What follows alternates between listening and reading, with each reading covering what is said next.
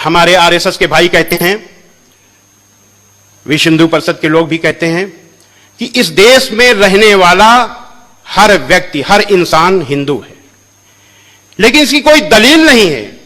यह भी अटकलबाजी है, मनमानी अटकलबाजी है, जो चाहा सो बोल दिया।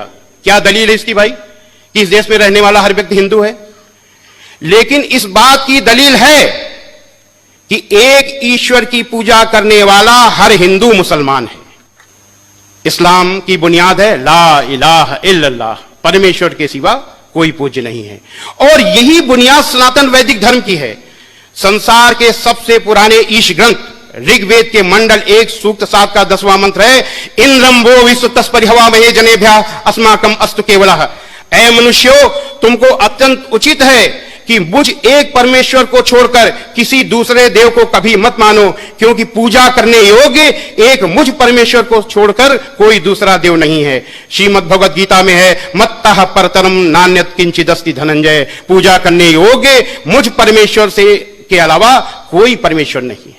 इस्लाम गुस्सा करने का मजहब नहीं है, इस्लाम लड़ाई करने का मजहब नहीं है, इस्लाम जबरदस्ती करने का मजहब नहीं है, इस्लाम बदला लेने का मजहब नहीं है। इस्लाम शांति का मजहब है, दया का मजहब है, माफी का मजहब है। इस्लाम दिल जीतने का मजहब है। इस देश में जिसने अहिंसा को पकड़ा वो जीत गया।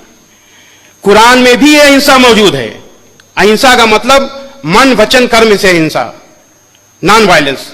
मन वचन कर्म से अहिंसा का मतलब है कि किसी को किसी भी तरीके का कष्ट पहुंचाने के लिए सोचो भी नहीं, ये मन से है। कोई ऐसी बात मुंह से बोलो नहीं कि उसको कष्ट पहुंचे, ये वचन से है। और कर्म से कोई ऐसा काम न करो जिससे उसको कोई कष्ट पहुंचे, ये मनसा वाचा कर्मणा अहिंसा है।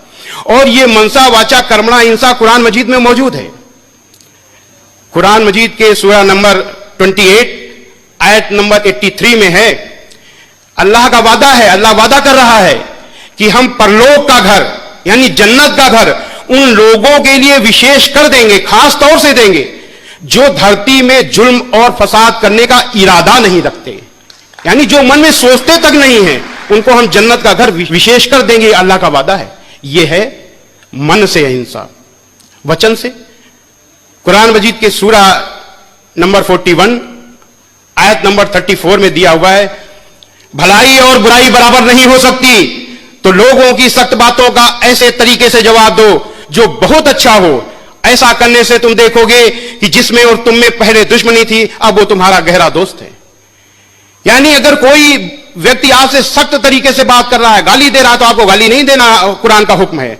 आपको सख्त तरीके से बात नहीं करनी, आपको ऐसे तरीके से बात करनी है कि उसका दिल जीत लो। इस्लाम दिल जीतने का मजहब है।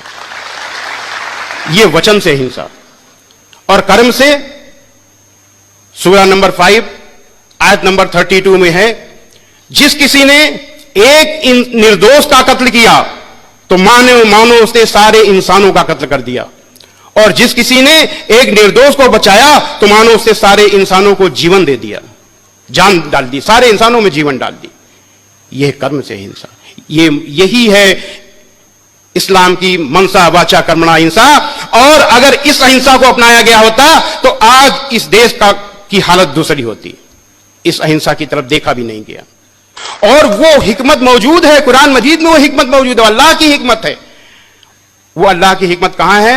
सूरा नंबर 3 आयत नंबर 64 में है कि आओ एक ऐसी बात की ओर जो हमारे और तुम्हारे बीच समान है कि हम परमेश्वर के सिवा, ईश्वर के सिवा किसी की बंदगी न करें।